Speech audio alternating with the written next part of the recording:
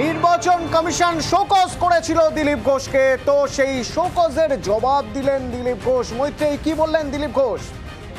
দেখো, দিলীপ ঘোষের তরফ থেকে কমিশনের শোকজের জবাব দেওয়া হয়েছে এবং সেই জবাবে তিনি যেটা জানিয়েছেন বলে আমরা সূত্র মারফত জানতে পারছি, সেখানে তিনি বলেছেন যে কাউকে ব্যক্তিগতভাবে আক্রমণ করা তার উদ্দেশ্য ছিল না।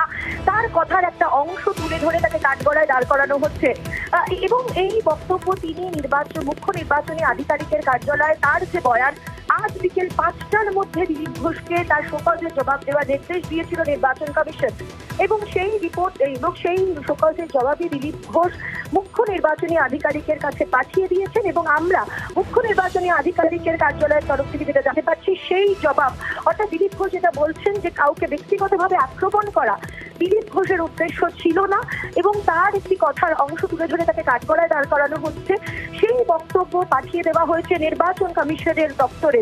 এবার নির্বাচন কমিশন কি ব্যবস্থা গ্রহণ করেন, তারা দিলীপ ঘোষের এই চুক্তি তারা মেনে নেন কিনা বা তার এই বক্তব্যকে মান্যতা দেন কিনা, সেদিকে নজর থাকবে আমাদের।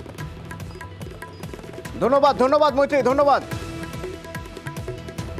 ব্যক্তিগত হেনস্থা তার উদ্দেশ্য ছিল না, দিলীপ ঘোষ জবাবে জানালেন। যখন নির্বাচন কমিশন শোকজ করেছিল, সেই শোকজের উত্তর দিতে গিয়ে দিলীপ ঘোষ বলছেন ব্যক্তিগত হেনস্থা করার তার কোনো রকম ইচ্ছে ছিল না। এই খবরে